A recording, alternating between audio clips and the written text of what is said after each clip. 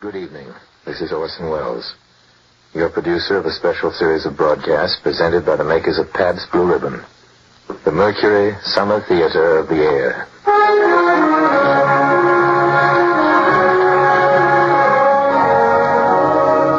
Ladies and gentlemen, the element of suspense is so vital to our story tonight that our sponsors, the makers of Pabst Blue Ribbon beer, are omitting their usual commercial message during the intermission between the acts so that our play will go uninterrupted from spooky start to spooky finish.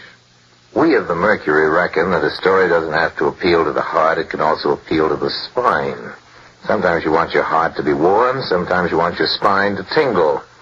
Well, the tingling, it's to be hoped, will be quite audible as you listen tonight to a classic among radio thrillers.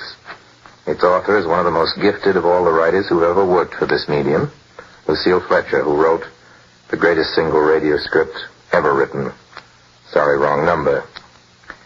The title of this, her terrifying little tale of Gru for this evening, is another spine tingler by name The Hitchhiker.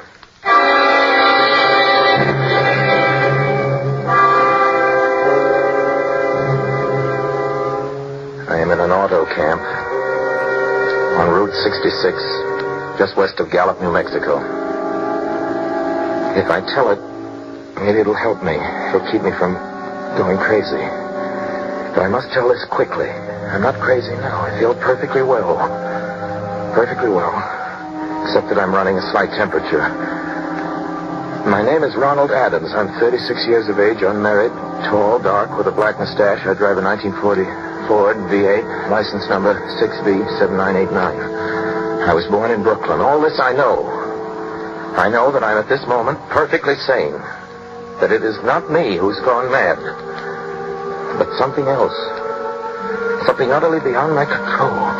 But I must speak quickly. At any moment, the link with life may break. This may be the last thing I ever tell on earth. The last night I ever see the stars.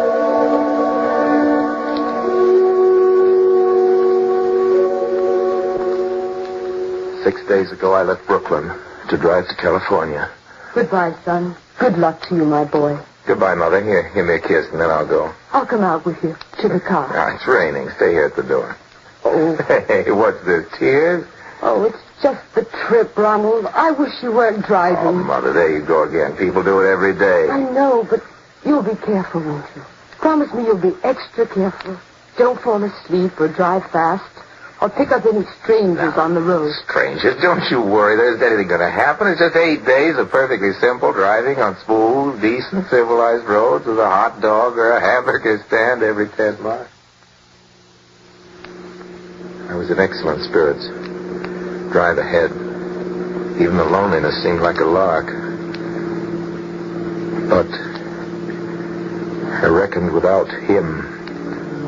Crossing Brooklyn Bridge that morning in the rain, I saw a man leaning against the cables.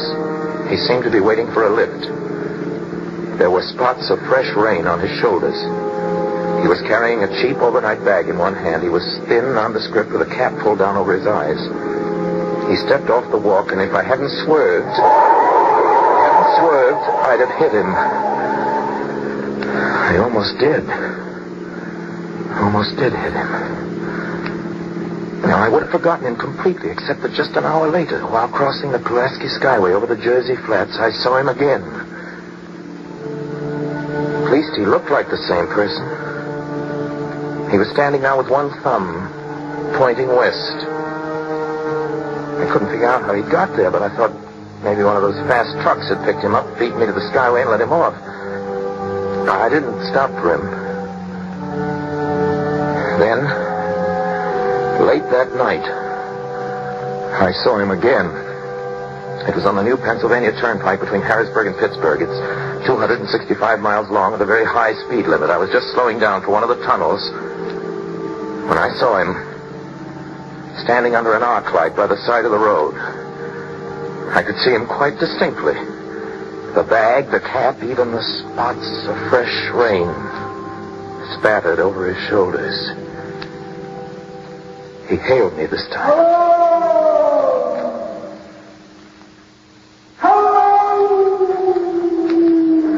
on the gas like a shot. That's lonely country through the Alleghenies, and I had no intention of stopping. Besides, the coincidences, or whatever it was, gave me the willies. I stopped at the next gas station. Yes, sir. Fill her up, man. Check your oil? No, thanks. Nice night, ain't it? Yes, it hasn't been raining here lately, has it? Not a drop of rain all week. Oh, no? I suppose that hasn't done your business any harm. No, people drive through here all kinds of weather. Mostly business, though. Ain't many pleasure cars out in the turnpike this season of the year. I guess not. What about hitchhikers? Hitchhikers here? Why, what's the matter? Don't you ever see any? A guy'd be a fool to start out to hitchhike on this road. Look at it. And you never see anybody? No. Maybe they get a lift before the turnpike starts. I mean, just before the toll house. But then it's a mighty long ride. Most cars wouldn't pick up a guy for that long a ride.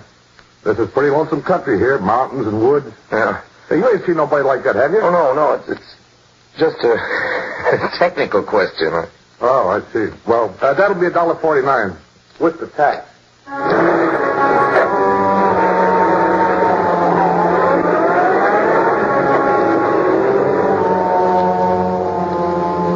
The thing gradually passed from my mind as coincidence.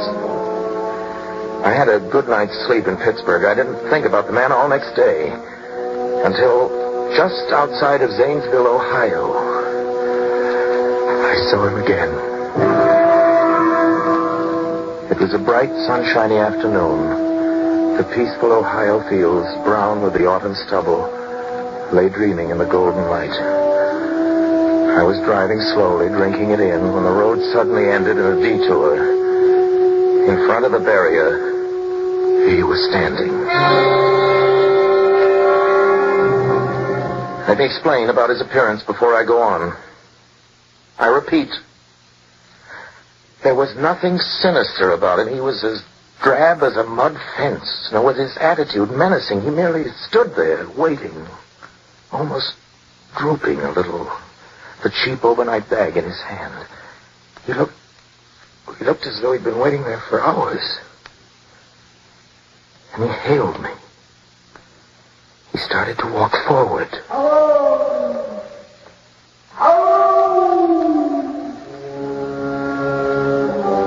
I'd stopped the car, of course, for the detour. For a few minutes, I couldn't seem to find the new road. I realized he must be thinking that I'd stopped for him. No, I'm not just now. I'm sorry. Going to California? No, not today. The other way. I'm going to New York. Sorry.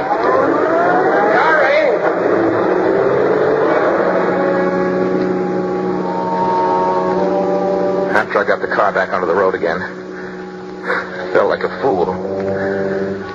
Yet the thought of picking him up, of having him sit beside me, was somehow unbearable. Yet at the same time, I felt more than ever unspeakably alone. Hour after hour went by. The fields, the towns ticked off one by one. The lights changed. I knew now that I was going to see him again. And though I dreaded the sight, I caught myself searching the side of the road, waiting for him to appear.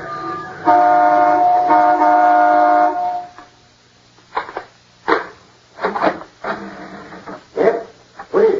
What you want? You sell sandwiches and pop here, don't you? Yep, we do. In the daytime. But it close up for the night. I know, but I was wondering if you could possibly may have a cup of coffee. Black coffee. Not at this time of night, mister. My wife's a cook and she's in bed. Well, now, listen, just a minute ago, there was a man standing here, right beside here, and he was a suspicious-looking man. Henry? Who is it, Henry? It's nobody, Mother. Here's a fella thinks he wants a cup of coffee.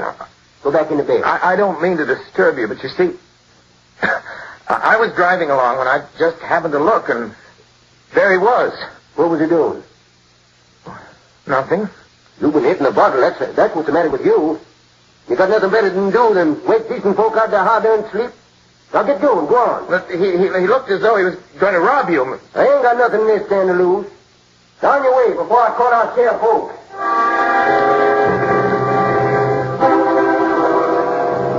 I got into the car again and drove on slowly. I was beginning to hate the car. If I could have found a place to stop to rest a little, but... In the Ozark Mountains of Missouri now. Few resort places there were closed. I had seen him at that roadside stand. I knew I'd see him again. Maybe at the next turn of the road. I knew that when I saw him next, I'd run him down.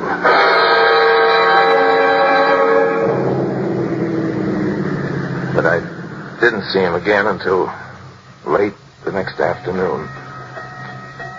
I'd stopped the car at a sleepy little junction just across the border into Oklahoma. Let a train pass by when he appeared across the tracks. He was leaning against a telephone pole. It was a perfectly airless, dry day. The red clay of Oklahoma was baking under the southwestern sun. Yet there were spots of fresh rain on his shoulders. I couldn't stand that. Without thinking, blindly, I started the car across the tracks. He didn't even look up at me. He was staring at the ground. I stepped on the gas hard, veering the wheel sharply toward him. I could hear the train in the distance now, but I didn't care. Then, something went wrong with the car. It stalled right on the tracks. The train was coming closer. I could hear its bell. Heard cries, whistle crying. Still, he stood there. Now I knew that he was beckoning me to my death.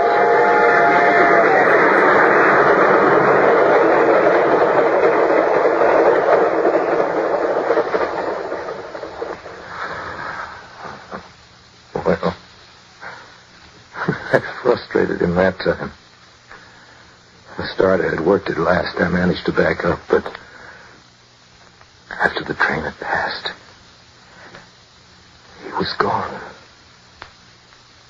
I was all alone in the hot, dry afternoon.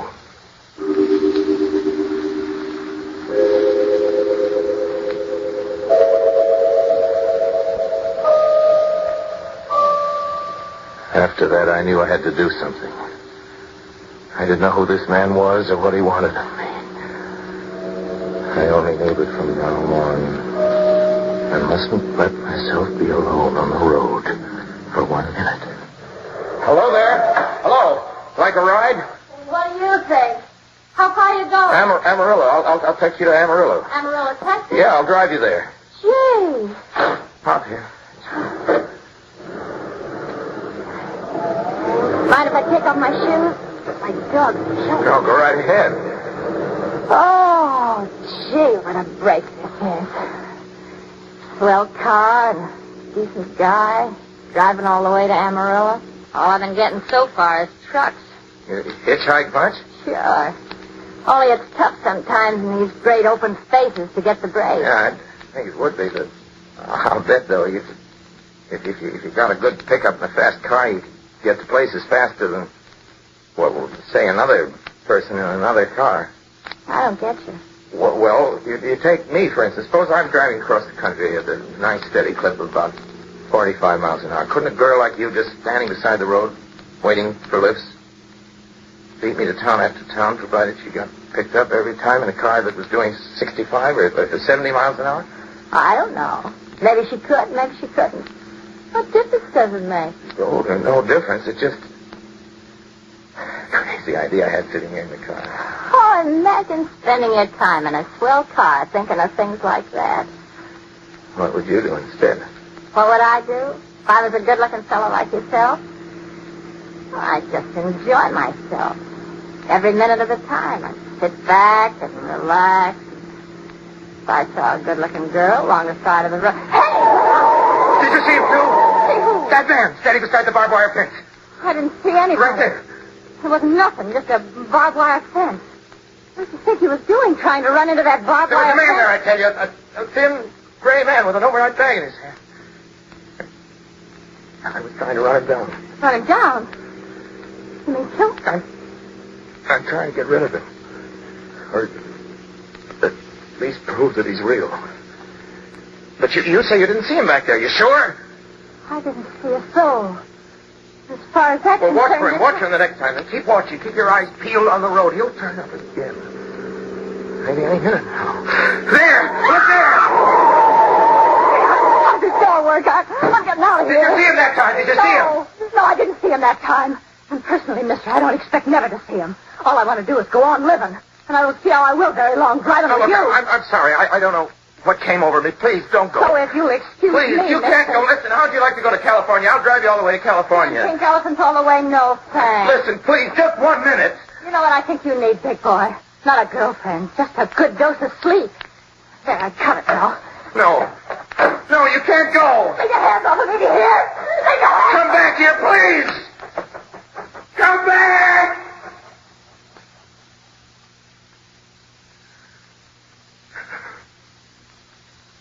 She ran from me. As if I was some kind of monster. A few minutes later, I saw a passing truck pick her up. I knew then that I was utterly alone. I was in the heart of the great Texas prairies. There wasn't a car on the road after the truck went by. Trying to figure out what to do, how to get hold of myself. If I could find a place to rest, or even if I could sleep right here in the car. Just a few hours and sleep. Just along the side of the road. I was getting my winter overcoat out of the back seat to use as a blanket. Just as a blanket. When I saw him coming toward me. Coming toward me. Emerging from the herd of moving steer. I didn't wait for him to come any closer. Maybe I should have spoken to him then. Fought it out then and there, for now he began to be everywhere. Whenever I stopped, even for a minute, for gas, for oil, for a drink of pop, a cup of coffee, a sandwich, he was there. I saw him standing outside the auto camp in Amarillo that night when I dared to slow down. He was standing near the drinking fountain, a little camping spot just inside the border of New Mexico. He was waiting for me outside the Navajo reservation where I stopped to check my tires. I saw him in Albuquerque where I bought 10 gallons of gas. I was afraid now. Afraid to stop. I began to drive faster and faster. I was in lunar landscape now. The great arid mesa country of New Mexico. I drove through it with the indifference of a fly crawling over the face of the moon. And now he didn't even wait for me to stop. Unless I drove at 85 miles an hour over those endless roads. He waited for me. At every other mile. I could see his figure. Shadowless. Flitting before me. Still in its same attitude. Over the cold and lifeless ground. Flitting over dried up rivers. Over broken stones cast up by old glacial upheavals. Flitting in the pure and cloudless air.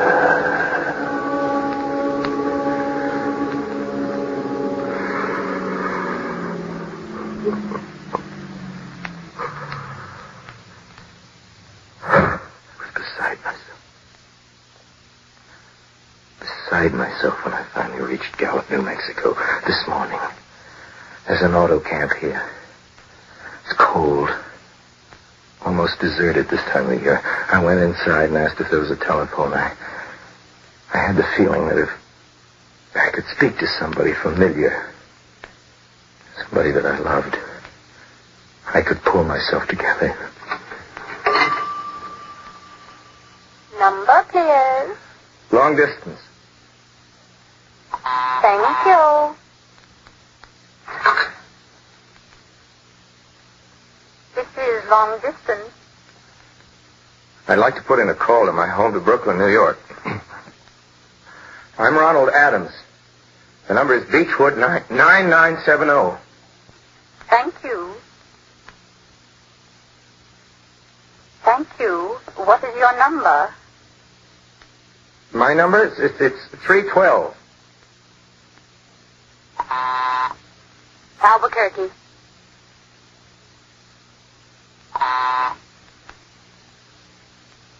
New York for Gallup.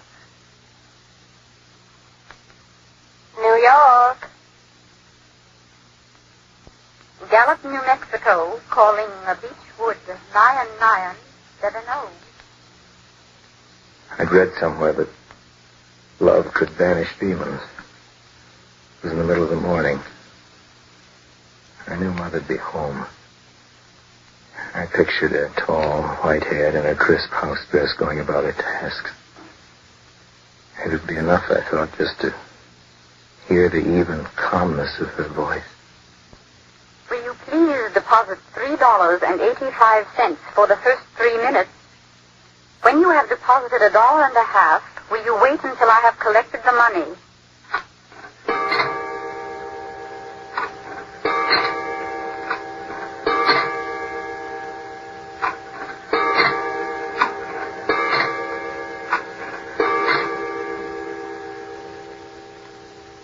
All right. Deposit another $1.50.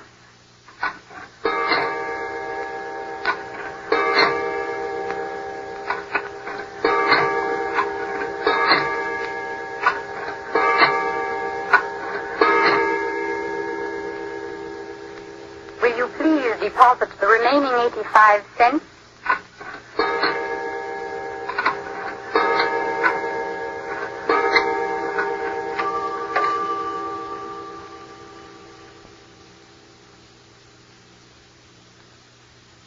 Ready with Brooklyn. Go ahead, please.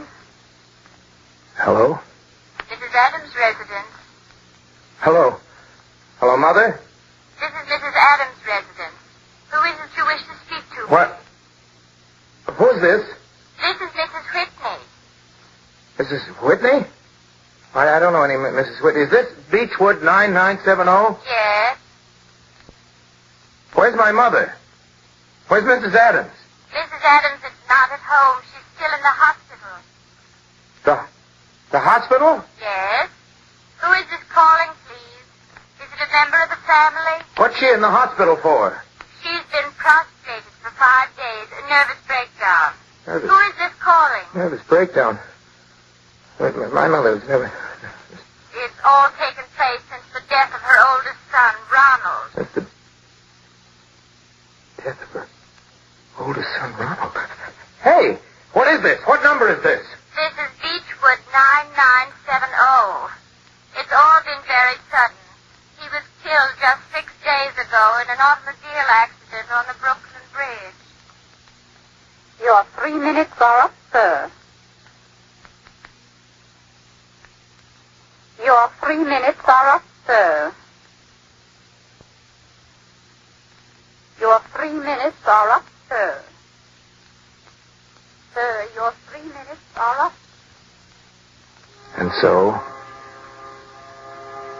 I'm sitting here in this deserted auto camp in Gallup, New Mexico. And so I'm trying to think. I'm trying to get a hold of myself.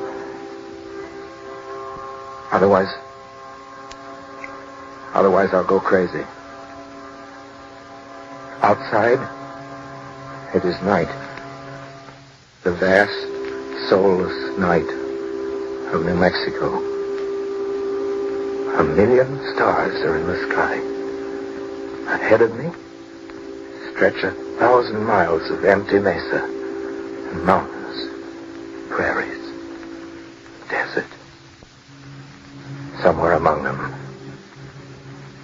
he is waiting for me.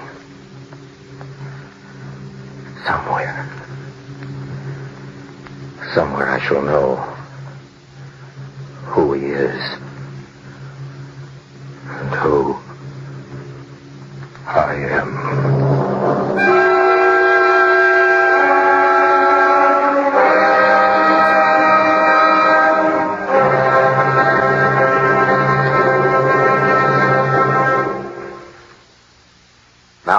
is Orson Welles. Well, next week, ladies and gentlemen, we bring to your radio another Mercury favorite. We hope a favorite of yours. You've asked for it many times. We've performed it many times. Jane Eyre. And Jane will be played by a Mercury actress who was heard tonight and has been heard so often on our shows. One of the most gifted people we know in our business, Miss Alice Frost. Jane Eyre, then, with Alice Frost and your obedient servant. That's the same time next week, same station. Please join us. Until then, speaking for my sponsors, the makers of Pabst Blue Ribbon Beer, for all of us on the Mercury Theater, including Bernard Herrmann, who wrote and conducted the music on this program, I remain, as always, obediently yours.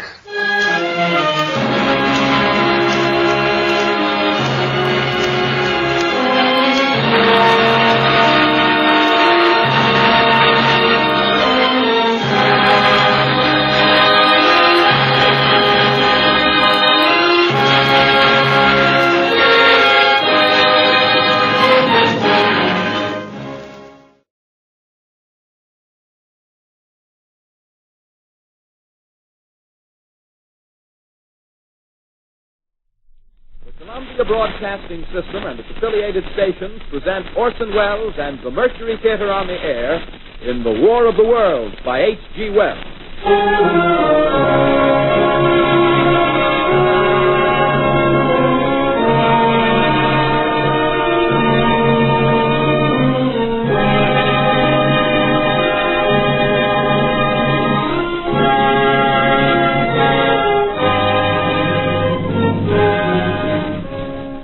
Ladies and gentlemen, the director of the Mercury Theater and star of these broadcasts, Orson Welles. We know now that in the early years of the 20th century, this world was being watched closely by intelligences greater than man's, and yet as mortal as his own. We know now that as human beings busied themselves about their various concerns, they were scrutinized and studied, perhaps almost as narrowly as a man with a microscope might scrutinize the transient creatures that swarm and multiply in a drop of water. With infinite complacence, people went to and fro over the earth about their little affairs, serene in the assurance of their dominion over this small, spinning fragment of solar driftwood, which by chance or design, man has inherited out of the dark mystery of time and space. Yet across an immense ethereal gulf, minds that are to our minds as ours are to the beasts in the jungle, intellects vast, cool, and unsympathetic, regarded this earth with envious eyes and slowly and surely drew their plans against us. In the 39th year of the 20th century came the Great Disillusionment. Near the end of October, business was better. The war scare was over. More men were back at work. Sales were picking up. On this particular evening, October 30th, the Crosley service estimated that 32 million people were listening in on radios. The next 24 hours, not much change in temperature. A slight atmospheric disturbance of undetermined origin is reported over Nova Scotia, causing a low-pressure area to move down rather rapidly over the northeastern states, bringing a forecast of rain accompanied by winds of light gale force. Maximum temperature 66, minimum 48. This weather report comes to you from the Government Weather Bureau. We take you now to the Meridian Room in the Hotel Park Plaza in downtown New York, where you will be entertained by the music of Raymond Raquello and his orchestra.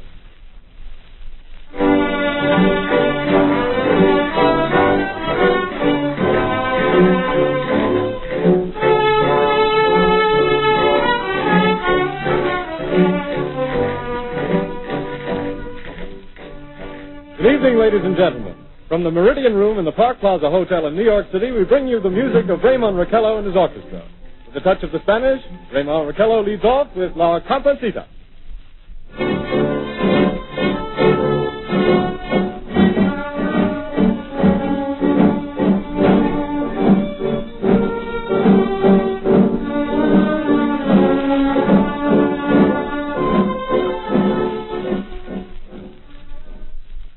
Ladies and gentlemen, we interrupt our program of dance music to bring you a special bulletin from the Intercontinental Radio News. At 20 minutes before 8 Central Time, Professor Farrell of the Mount Jennings Observatory, Chicago, Illinois, reports observing several explosions of incandescent gas occurring at regular intervals on the planet Mars. The spectroscope indicates the gas to be hydrogen and moving toward the Earth with enormous velocity.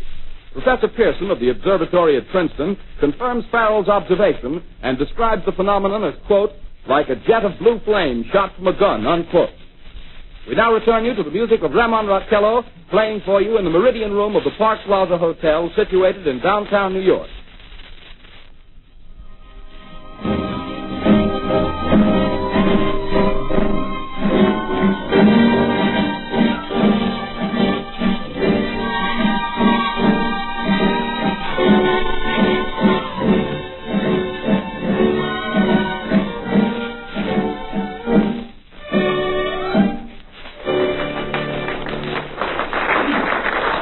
Now, a tune that never loses favor, the ever-popular Stardust, Raymond Raquello and his orchestra.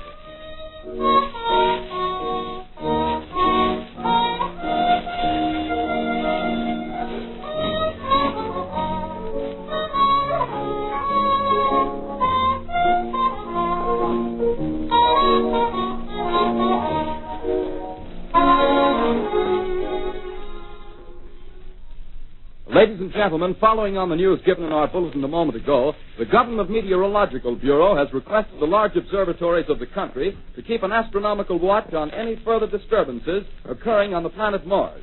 Due to the unusual nature of this occurrence, we have arranged an interview with a noted astronomer, Professor Pearson, who will give us his views on this event. In a few moments, we will take you to the Princeton Observatory at Princeton, New Jersey. We return you until then to the music of Ramon Raquello and his orchestra.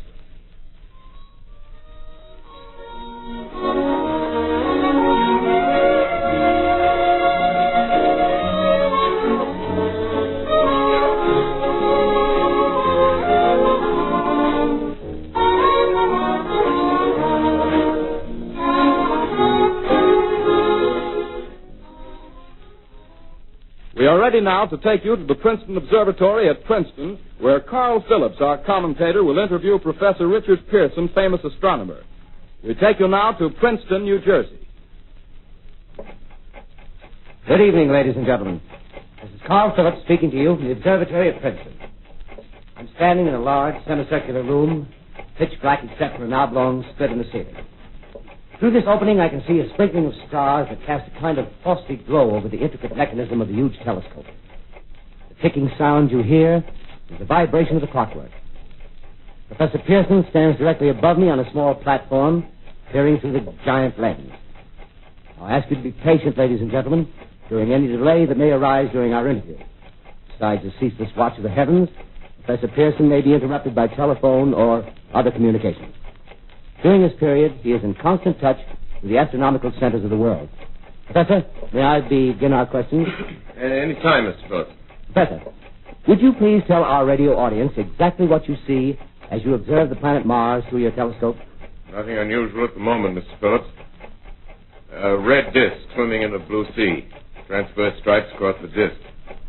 Quite distinct now because Mars happens to be at the point nearest the Earth, in opposition, as we call it. In your opinion, what do these transverse stripes signify, Professor Pearson? Not canals, I can assure you, Mr. Phillips. Although that's the popular conjecture of those who imagine Mars to be inhabited. From a scientific viewpoint, the stripes are merely the result of atmospheric conditions peculiar to the planet. Then you're quite convinced, as a scientist, that living intelligence as we know it does not exist on Mars? I should say the chances against it are 1,000 to 1. And yet, how do you account for these gas eruptions occurring on the surface of the planet at regular intervals? Phillips, I cannot account for it. By the way, Professor, for the benefit of our listeners, how far is Mars from the Earth? Approximately 40 million miles. Well, that seems a safe enough distance. Just a moment, ladies and gentlemen. Someone has just handed Professor Pearson a message. While he reads it, let me remind you that we are speaking to you from the observatory in Princeton, New Jersey, where we are interviewing the world-famous astronomer, Professor Pearson. One moment, please. Professor Pearson has passed me a message which he has just received.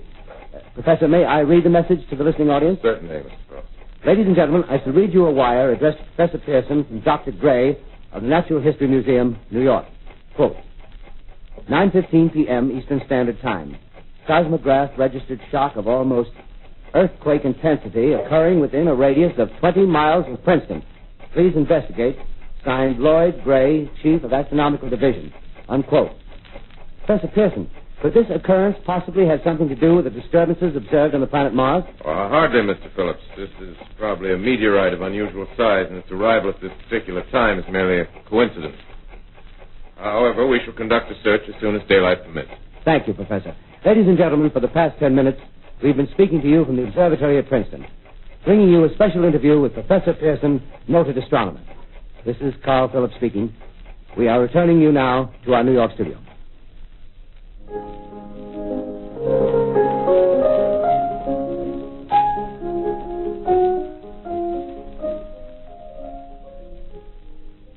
Ladies and gentlemen, here is the latest bulletin from the Intercontinental Radio News. Toronto, Canada. Professor Morse of Macmillan University reports observing a total of 3 explosions on planet Mars between the hours of 7:45 p.m. and 9:20 p.m. Eastern Standard Time. This confirms earlier reports received from American observatories. Now, nearer home, comes a special bulletin from Trenton, New Jersey. It is reported that at 8:50 p.m., a huge flaming object, believed to be a meteorite, fell on a farm in the neighborhood of Grover's Mill, New Jersey, 22 miles from Trenton. The flash in the sky was visible within a radius of several hundred miles, and the noise of the impact was heard as far north as Elizabeth. We have dispatched a special mobile unit to the scene, and we'll have our commentator, Carl Phillips, give you a word picture of the scene as soon as he can reach there from Princeton. In the meantime, we take you to the Hotel Martinet in Brooklyn, where Bobby Millett and his orchestra are offering a program of dance music.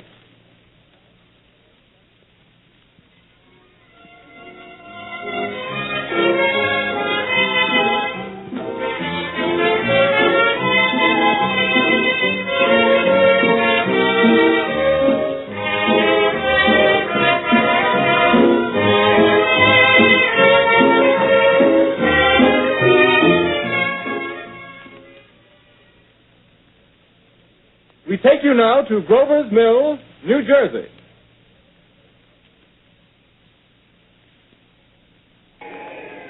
Ladies and gentlemen, this is Carl Phillips again, out at the Wilmot Farm, Grover's Mill, New Jersey.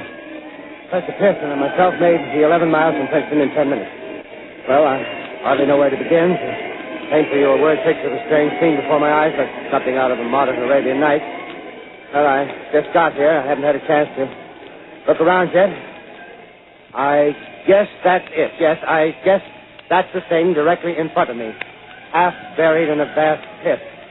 Must have struck with terrific force. The ground is covered with splinters of a tree. It must have struck on its way down. What I can see of the object itself doesn't look very much like a meteor. At least not the meteors I've seen. It looks more like a huge cylinder. Has a diameter of, what would you say, Professor Pearson? What's that? What would you say, what's the diameter of this? About 30 yards. About 30 yards. The metal on the sheath is, well, I've never seen anything like it. The color is sort of yellowish white. It's curious. Spectators now are pressing close to the object in spite of the efforts of the police to keep them back. Getting in front of my line of vision. Would you mind standing one side, please? While the police are pushing the crowd back. Here's Mr. Wilmot, owner of the farm here. He may have some interesting facts to add. Mr. Wilmot, would you please tell the radio audience as much as you remember of this rather unusual visitor that dropped in your backyard? Step closer, please. Ladies and gentlemen, this is Mr. Wilmot. Well, I was listening to the radio. Closer and louder, please. Pardon me? Louder, please, closer. Yes. I was listening to the radio and kind of drowsing. That professor fellow was talking about Mars, so I was half dozing and half... Yes, Mr. Wilmot, and then what happened? Well, as I was saying, I was listening to the radio, kind of halfway. Yes, Mr. Wilmot, and then you saw something. Well, not first off. I heard something. And what did you hear? A hissing sound like this. Kind of like a 4th of July rocket. Yes, then what? I turned my head out the window and would have sworn I was asleep and dreaming. Yes? I seen a kind of greenish streak and then zingo. Something smacked the ground. Knocked me clear out of my chair. Well, were you frightened, Mr. Wilmot? Well, I ain't quite sure. I reckon I was kind of riled. Well, thank you, Mr. Wilmot. Thank you very much. Yeah, you want me to tell No, that's quite all right. That's plenty. Ladies and gentlemen, you've just heard Mr. Wilmot, owner of the farm where this thing has fallen. I wish I could convey the atmosphere, the background of this fantastic scene. Hundreds of cars are parked in a field in back of us, and the police are trying to rope off the roadway leading into the farm, but it's no use. They're breaking right through. The car's headlights throw an enormous spotlight on the pit where the object's half buried. Now, some of the more daring souls now are venturing near the edge. Their silhouettes stand out against the metal sheen. One man wants to touch the thing. He's having an argument with the policeman. Now, the policeman wins. Now, ladies and gentlemen, there's something I haven't mentioned in all this excitement, but it's becoming more distinct. Perhaps you've caught it already on your radio. Listen, please. Do you hear it? It's a curious humming sound that seems to come from inside the object. I'll move the microphone nearer. Here. Now, we're not more than 25 feet away. Can you hear it now? Professor Pearson? Yes, Mr. Orson. Can you tell us the meaning of that scraping noise inside the thing? Possibly the unequal cooling of its surface. I say, do you still think it's a meteor, Professor? I don't know what to think. The metal casing is definitely extraterrestrial. Not found on this Earth. Friction with the Earth's atmosphere usually tears holes in a meteorite. This thing is smooth, and you can see its cylindrical just a minute. shape. Something's happening. Ladies and gentlemen, this is terrific. This end of the thing is beginning to flake off. The top is beginning to rotate like a screw, and the thing must be hollow. He's moving! Keep back there! Keep back there! Keep those men back! Keep back there! Keep those idiots back! Take off! The top's loose! Look out there! Stand back! Ladies and gentlemen, this is the most terrifying thing I've ever witnessed. Wait a minute. Someone's calling someone or something. I can see turning out of that black hole two luminous discs.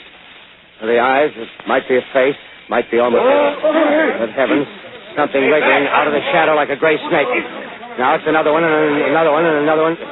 They look like tentacles to me. I can see the thing's body. Now it's large as a bear. It glistens like wet leather, but that face, ladies and gentlemen, it's indescribable. I can hardly force myself to keep looking at it. It's so awful. The eyes are black and they gleam like a serpent. The mouth is a kind of V-shape with saliva dripping from its rimless lips that seem to quiver and pulsate, and the monster or whatever it is can hardly move. It seems weighed down by possibly gravity or something. The thing's rising up now, and the crowd falls back. It seems plenty. The most extraordinary experience, ladies and gentlemen. I can't find words. Well, I'll pull this microphone with me as I talk. I'll have to stop the description till I can take a new position. Hold on, will you, please? I'll be right back in a minute.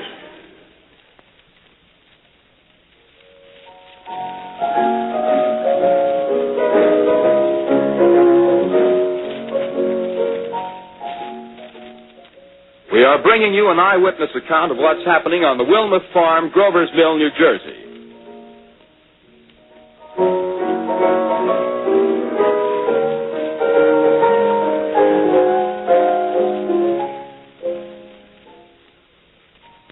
We now return you to Carl Phillips at Grover's Mill. Ladies and gentlemen, Ladies and gentlemen, here I am, back of a stone wall that adjoins Mr. Wilmuth's garden. From here, I get a sweep of the whole scene. I'll give you every detail as long as I can talk and as long as I can see. More state police have arrived. They're drawing up a cordon in front of the pit. About 30 of them. No need to push the crowd back now. They're willing to keep their distance. The captain's conferring with someone. Can't quite see who. Oh, yes, I believe it's Professor Pearson. Yes, it is. Now they've parted, and the professor moves around one side, studying the object while the captain and two policemen advance with something in their hands. I can see it now. It's a white handkerchief tied to a pole. Flag of truce. If those creatures know what that means, what anything means. Wait a minute, something's happening. Some shape is rising out of the pit. I can make out a small beam of light against a mirror. What's that? There's a jet of flame springing from the mirror, and it leaps right at the advancing men. It strikes them head on. Lord, they're turning into flames. The whole field's caught up by the woods, the barns, the gas tanks of the automobiles spreading everywhere. It's coming this way now, about 20 yards to my right.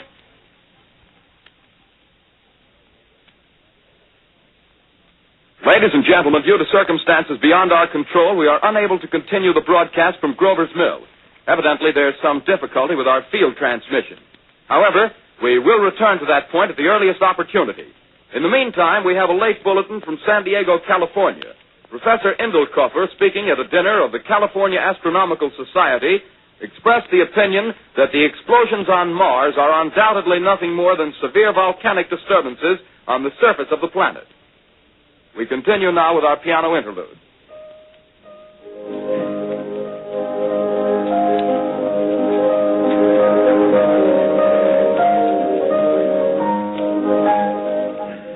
Ladies and gentlemen, I have just been handed a message that came in from Grover's Mill by telephone.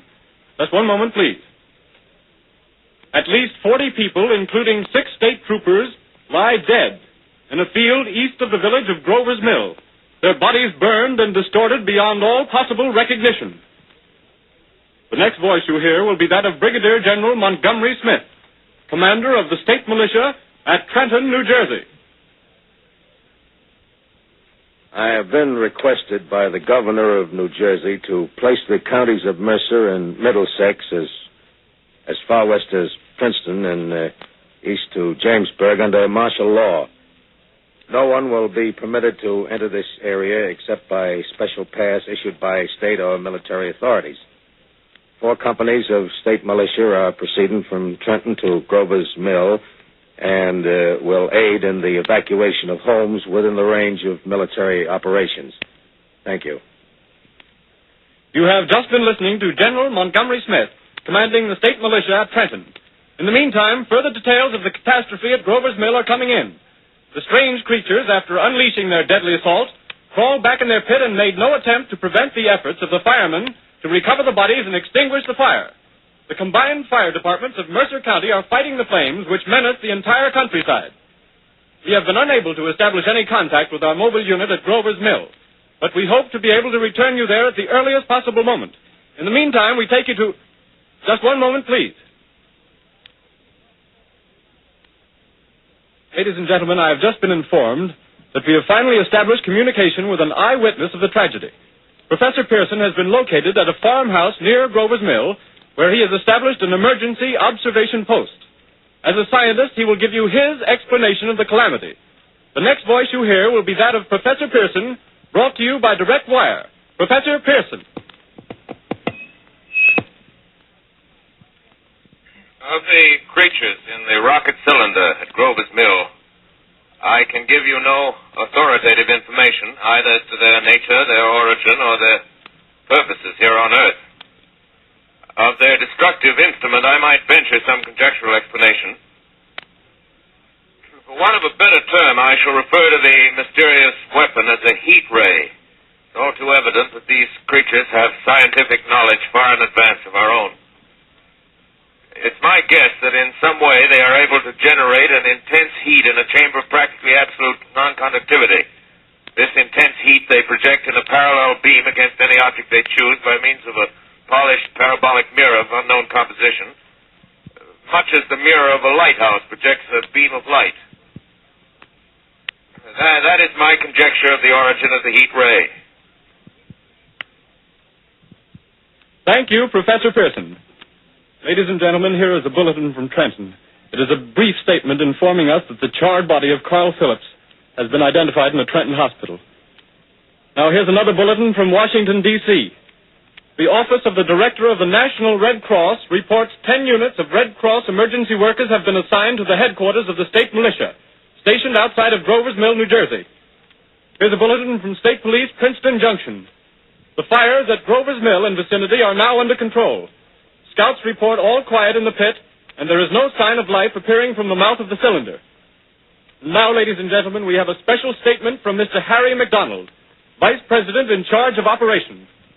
We have received a request from the state militia of Trenton to place at their disposal our entire broadcasting facilities. In view of the gravity of the situation, and believing that radio has a responsibility to serve in the public interest at all times, we are turning over our facilities to the state militia at Trenton. We take you now to the field headquarters of the state militia near Grover's Mill, New Jersey. This is Captain Lansing of the Signal Corps, attached to the state militia, now engaged in military operations in the vicinity of Grover's Mill. Situation arising from the reported presence of certain individuals of unidentified nature is now under complete control. The cylindrical object, which lies in a pit directly below our position, surrounded on all sides by 8 battalions of infantry, without heavy field pieces, but adequately armed with rifles and machine guns. All cause for alarm, if such cause ever existed, is now entirely unjustified. Things, whatever they are, do not even venture to poke their heads above the pit. I can see their hiding place plainly in the glare of the searchlights here. With all their reported resources, these creatures can scarcely stand up against heavy machine gun fire. Anyway, it's an interesting outing for the troops. I can make out their khaki uniforms crossing back and forth in front of the lights. Looks almost like a real war. There appears to be some slight smoke in the woods bordering the Millstone River. Probably fire started by campers. Well, we ought to see some action soon. One of the companies is deploying on the left flank. A quick thrust and it'll all be over. Oh, wait a minute. I see something on top of the cylinder. No, it's nothing but a shadow. Now the troops are on the edge of the Wilmot farm. 7,000 armed men closing in on an old metal tube. A tub, rather. Well, wait, that wasn't a shadow. It's something moving. Solid metal, kind of a shield-like affair rising up out of the cylinder. It's going higher and higher. What? It's standing on legs, actually rearing up on a sort of metal framework. Now it's reaching above the trees and the searchlights are on it. Hold on.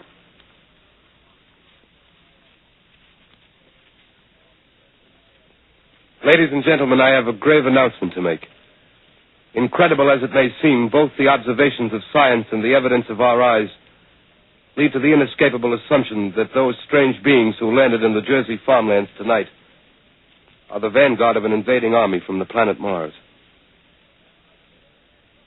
The battle which took place tonight at Grover Mills has ended in one of the most startling defeats ever suffered by an army in modern times. 7,000 men armed with rifles and machine guns pitted against the single fighting machine of the invaders from Mars. 120 known survivors. The rest strewn over the battle area from Grover's Mill to Plainsboro, crushed and trampled to death under the metal feet of the monster, or burned to cinders by its heat ray. The monster is now in control of the middle section of New Jersey and has effectively cut the state through its center. Communication lines are down from Pennsylvania to the Atlantic Ocean. Railroad tracks are torn and service from New York to Philadelphia discontinued, except routing some of the trains through Allerton and Phoenixville. Highways to the north, south, and west are clogged with frantic human traffic. Police and army reserves are unable to control the mad flight. By morning, the fugitives will have swelled Philadelphia, Camden, and Trenton. It is estimated to twice their normal population. Martial law prevails throughout New Jersey and eastern Pennsylvania.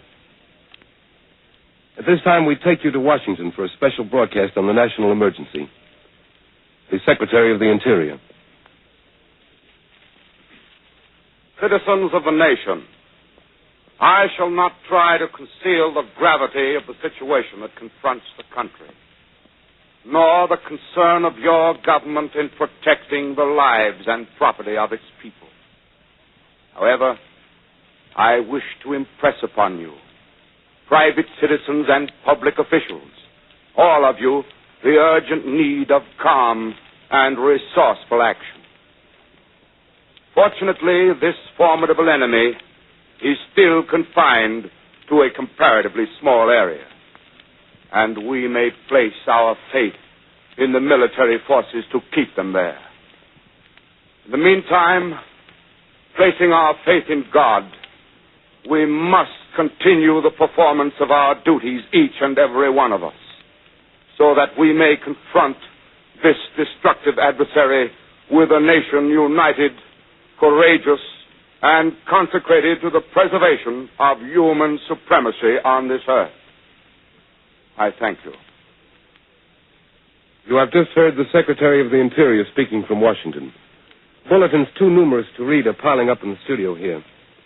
We're informed that the central portion of New Jersey is blacked out from radio communication due to the effect of the heat ray upon power lines and electrical equipment. Here's a special bulletin in New York. Cables have been received from English, French, and German scientific bodies offering assistance.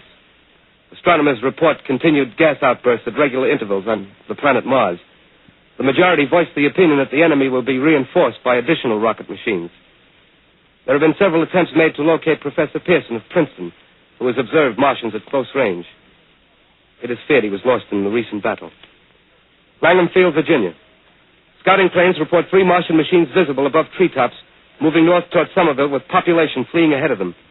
The heat ray is not in use, although advancing at express train speed, invaders pick their way carefully. They seem to be making a conscious effort to avoid destruction of cities and countryside. However, they stop to uproot power lines, bridges, and railroad tracks. Their apparent objective is to crush resistance, paralyze communication, and disorganize human society. Here is a bulletin from Basking Ridge, New Jersey. Coon hunters have stumbled on a second cylinder similar to the first, embedded in the great swamp 20 miles south of Morristown. Army field pieces are proceeding from Newark to blow up the second invading unit before the cylinder can be opened and the fighting machine rigged. They are taking up a position in the foothills of Watchung Mountains. Another bulletin from Langham Field, Virginia. Scouting planes report enemy machines, now 3 in number, increasing speed northward, kicking over houses and trees in their evident haste to form a conjunction with their allies south of Morristown. Machines also sighted by telephone operator east of Middlesex within 10 miles of Plainfield. Here's a bulletin from Winstonfield, Long Island. A fleet of Army bombers carrying heavy explosives flying north in pursuit of enemy. Scouting planes act as guides. They keep the speeding enemy in sight. Just a moment, please, ladies and gentlemen. We've run special wires to the artillery line and adjacent villages to give you direct reports from the zone of the advancing enemy. First, we take you to the battery of the 22nd Field Artillery, located in the Watchung Mountains. Range 32 meters. 32 meters. Projection 39 degrees. 39 degrees. Fire. 140 yards to the right, sir. Shift range 31 meters. 31 meters. Projection 37 degrees. 37 degrees. Fire.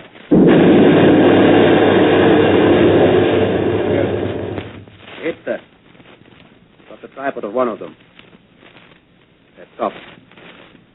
The others are trying to repair it. Quick, get the range. Shift 30 meters. 30 meters. Projection 27 degrees. 27 degrees. Fire.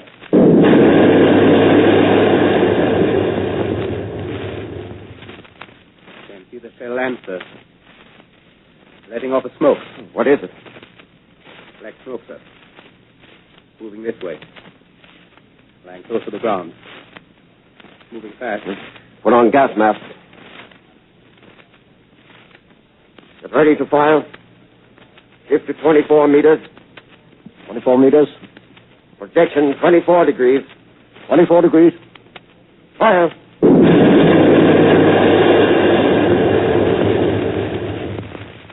They can't see, sir. Smoke's coming nearer. Get the range. 23 meters. 23 meters. 23 meters. Projection 22. 22. Degrees.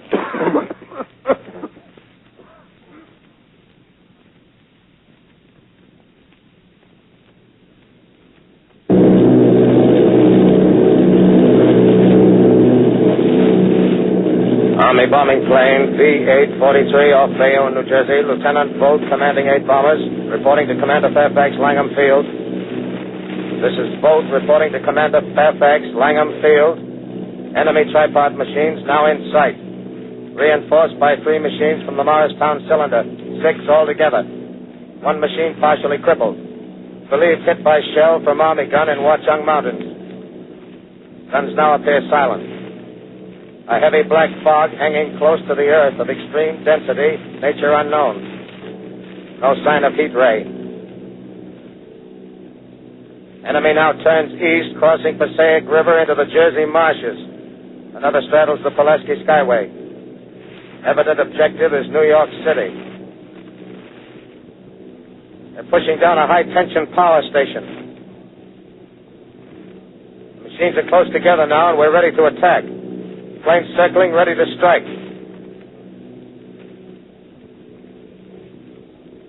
A 1,000 yards, and we'll be over the first.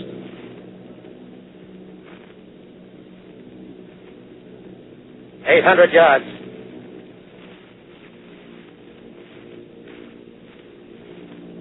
600.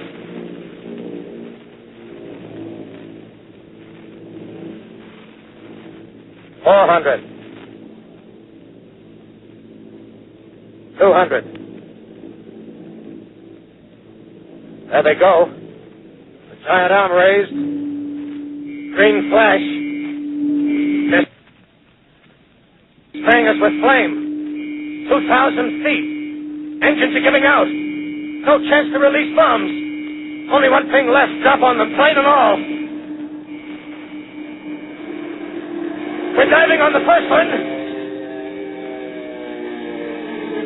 Now the engine's gone.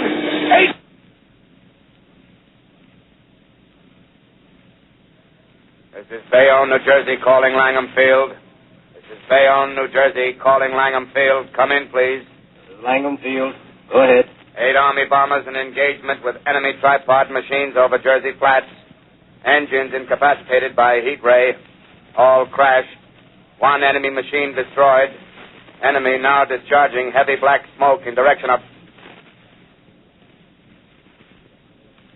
This is Newark, New Jersey. This is Newark, New Jersey. Warning. Poisonous black smoke pouring in from Jersey marshes. Reaches South Street. Gas masks useless. Urge population to move into open spaces. Automobiles use routes 7, 23, 24. Avoid congested areas. Smoke now spreading over Raymond Boulevard.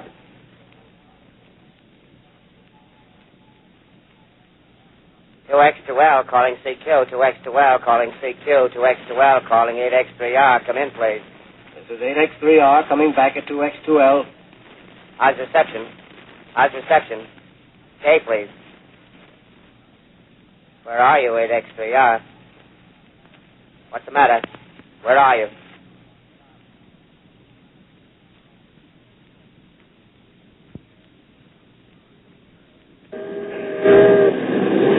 I'm speaking from the roof of Broadcasting Building. I'm speaking from the roof of Broadcasting Building, New York City. The bells you hear are ringing to warn the people to evacuate the city as Martians approach.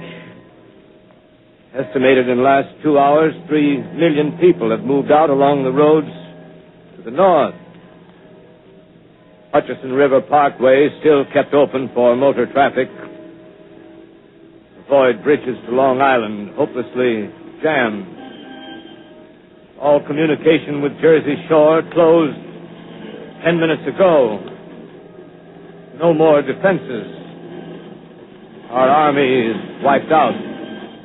Artillery, Air Force, everything wiped out. This may be the last broadcast. We'll stay here to the end. People are holding service here below us in the cathedral. Now I look down the harbor, all manner of boats, overloaded with fleeing population pulling out from docks. Streets are all jammed. Noise in crowds like New Year's Eve in city. Wait a minute. The enemy is now in sight above the Palisades. Five great machines. First one is crossing the river. I can see it from here, wading the Hudson like a man wading through a brook. A bulletin is handed me. Martian cylinders are falling all over the country. One outside of Buffalo, one in Chicago, St. Louis. Seem to be timed and spaced. Now the first machine reaches the shore. He stands watching, looking over the city. The steel cowlish head is even with the skyscrapers. He waits for the others. They rise like a line of new towers on the city's west side. Now they're lifting their metal hands. This is the end now. Smoke comes out, black smoke drifting over the city. People in the streets see it now. They're running toward the East River, thousands of them, dropping in like rats. Now the smoke's spreading faster. It's reached Times Square. People are trying to run away from it, but it's no use. They're falling like flies. Now the smoke's crossing 6th Avenue. 5th Avenue. 100 yards away. It's 50 feet.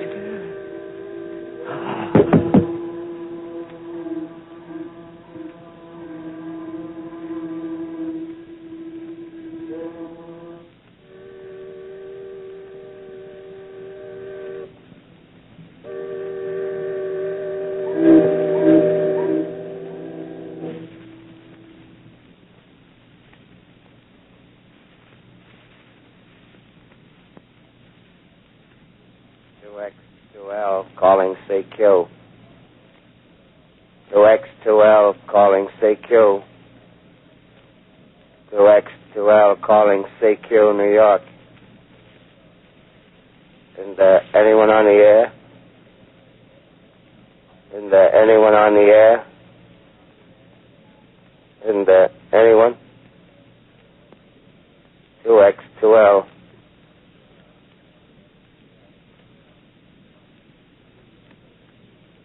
You are listening to a CBS presentation of Orson Welles and the Mercury Theater on the Air in an original dramatization of The War of the Worlds by H.G. Wells. The performance will continue after a brief intermission. This is the Columbia Broadcasting System. The War of the Worlds by H.G. Wells, starring Orson Welles and the Mercury Theater on the Air.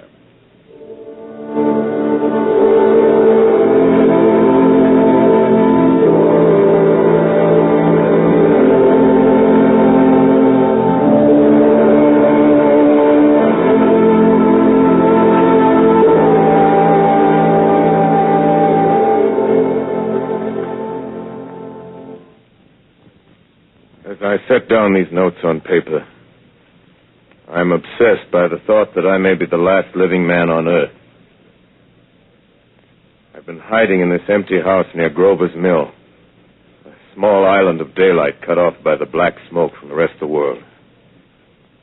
All that happened before the arrival of these monstrous creatures in the world now seems part of another life. A life that has no continuity with the present.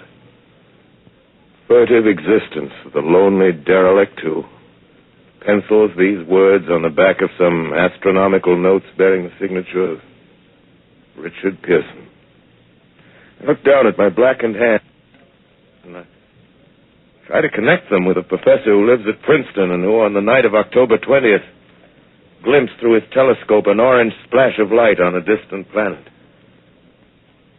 My wife, my colleagues, my students, my books, my observatory, my world. Where are they? Did they ever exist? Am I Richard Pearson? What day is it? Do days exist without calendars? Does time pass when there are no human hands left to wind the clocks? In writing down my daily life, I tell myself I shall preserve human history between the dark covers of this little book that was meant to record the movements of the stars. But to write, I must live, and to live, I must eat. Find moldy bread in the kitchen and an orange not too spoiled to swallow. Keep watch at the window. Time to time, I catch sight of a Martian above the black smoke. The smoke still holds the house in its black coil, but at length there's a hissing sound, and suddenly I see a Martian mounted on his machine, spraying the air with a jet of steam as if to dissipate the smoke. I watch in a corner as his huge metal legs nearly brush against the house. Exhausted by terror, I fall asleep. Morning. Sun streams in the window. The black cloud of gas is lifted, and the scorched meadows to the north look as though a black snowstorm had passed over them. I venture from the house. I make my way to a road, no traffic. Here and there, a wrecked car, baggage overturned, a blackened skeleton. push on north. For some reason I feel safer trailing these monsters than running away from them. And I keep a careful watch. I've seen the Martians feed. Should one of their machines appear over the top of trees, I'm ready to fling myself flat on the earth. I come to a chestnut tree.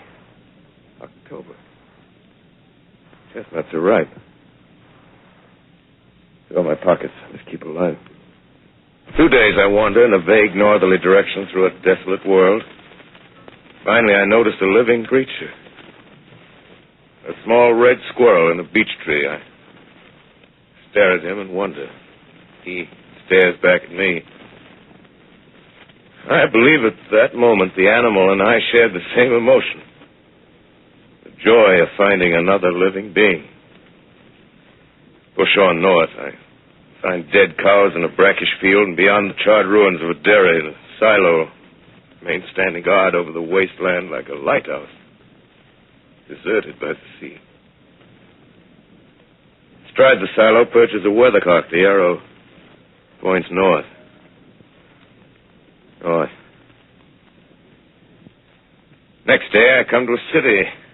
City vaguely familiar in its contours, yet its buildings strangely dwarfed and leveled off as if a giant had sliced off its highest towers with a capricious sweep of his hand.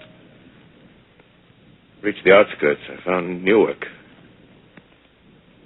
Newark, undemolished but humbled by some whim of the advancing Martians.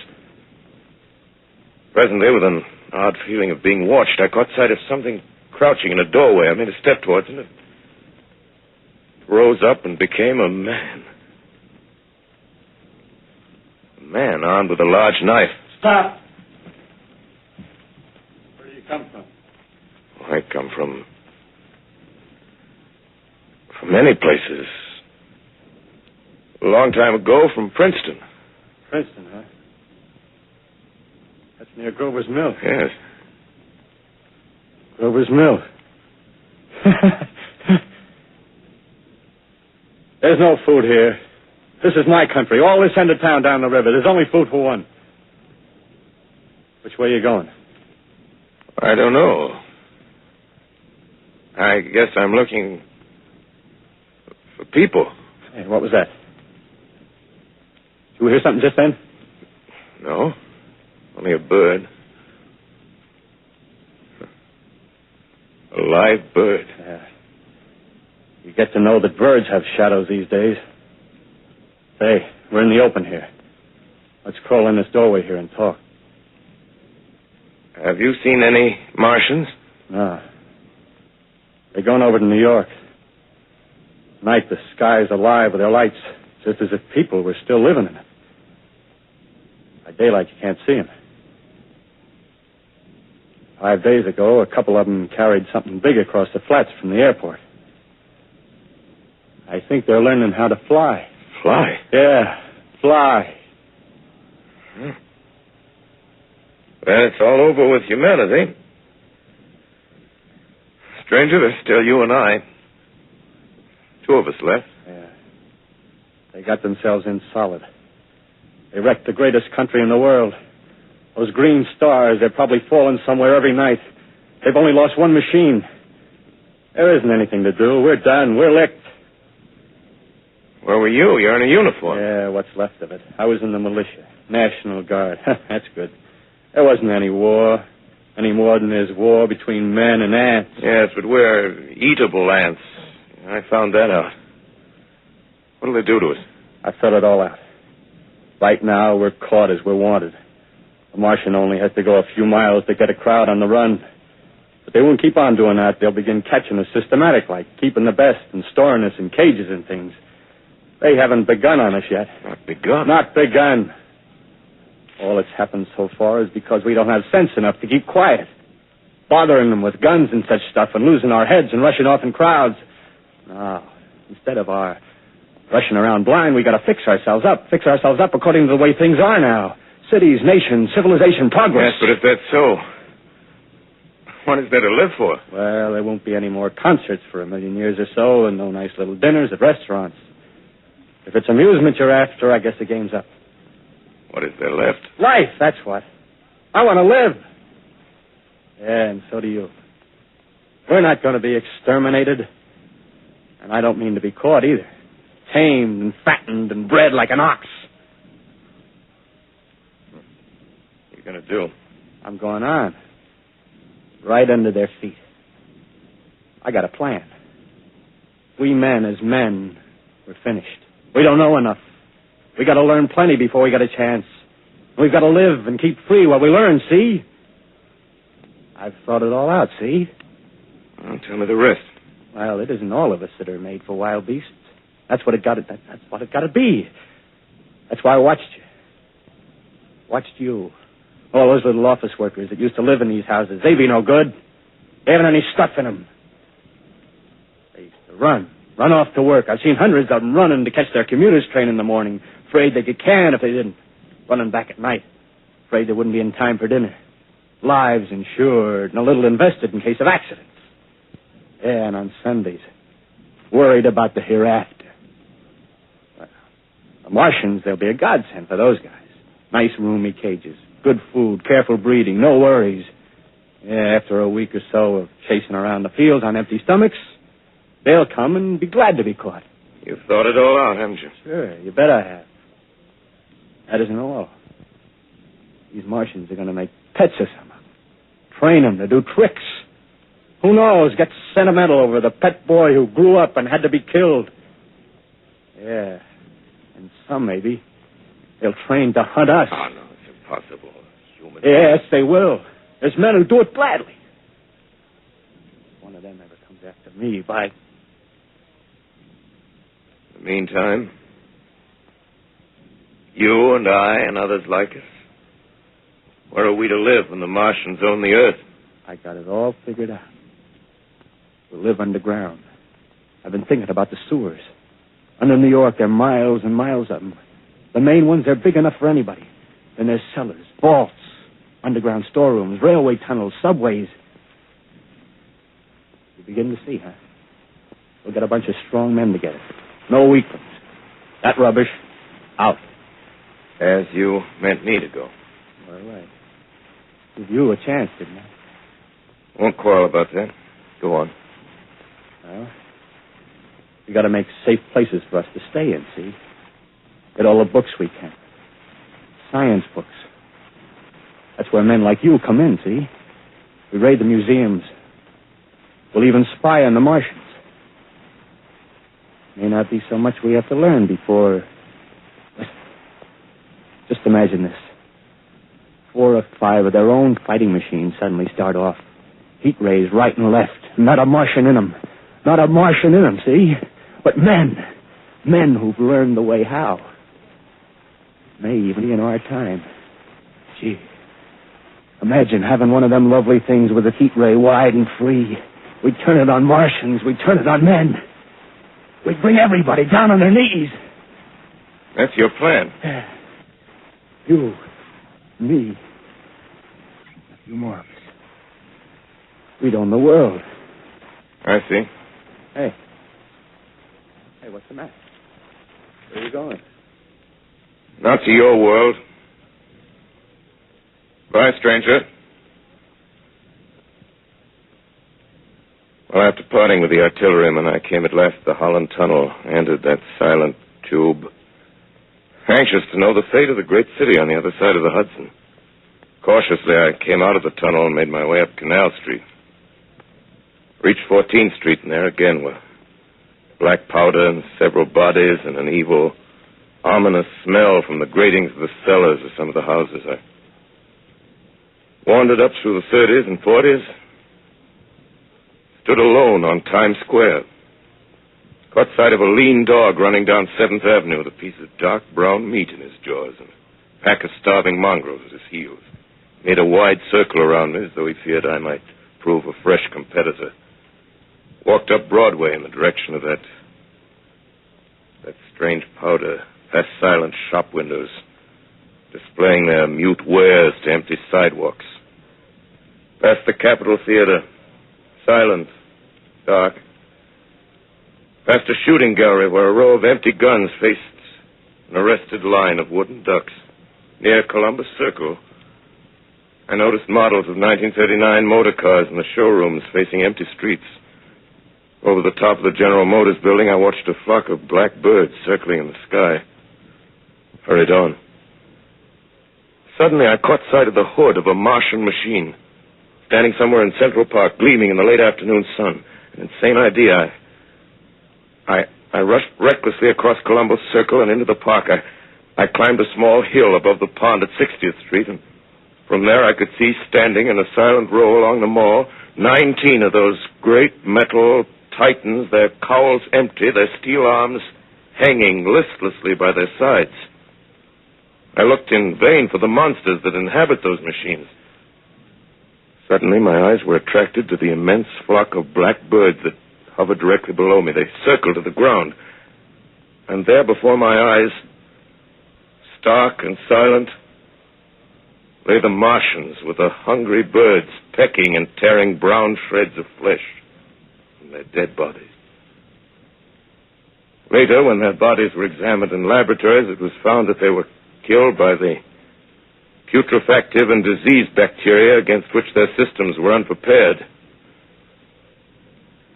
Slain, after all, man's defenses had failed by the humblest thing that God, His wisdom, has put upon this earth. Before the cylinder fell, there was a general persuasion that through all the deep of space, no life existed beyond the petty surface of our minute sphere. Now we see further.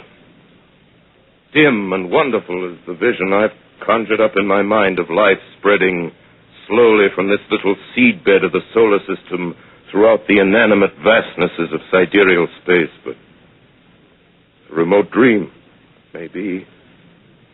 Maybe that the destruction of the Martians is only a reprieve to them and not to us. Is the future ordained, perhaps?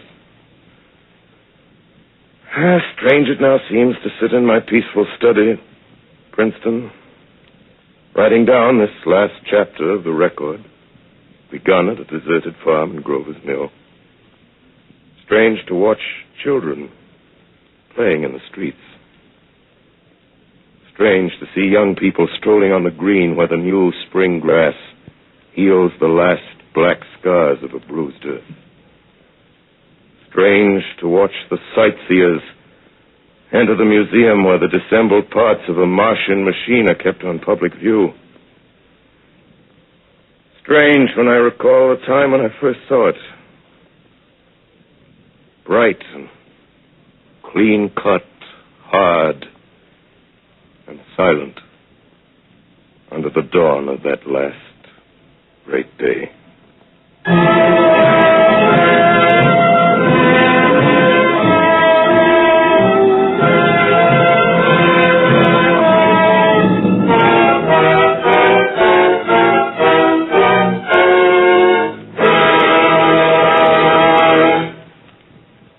This is Orson Welles, ladies and gentlemen. Out of character, to assure you that the War of the Worlds has no further significance than as the holiday offering it was intended to be. The Mercury Theater's own radio version of dressing up in a sheet and jumping out of a bush and saying boo. Starting now, we couldn't soap all your windows and steal all your garden gates. By tomorrow night, so we did the best next thing. We annihilated the world before your very ears and utterly destroyed the CBS. You will be relieved, I hope, to learn that we didn't mean it and that both institutions are still open for business. So goodbye, everybody, and remember, please, for the next day or so, the terrible lesson you learned tonight. That grinning, glowing, globular invader of your living room is an inhabitant of the pumpkin patch, and if your doorbell rings and nobody's there, that was no Martian. It's Halloween.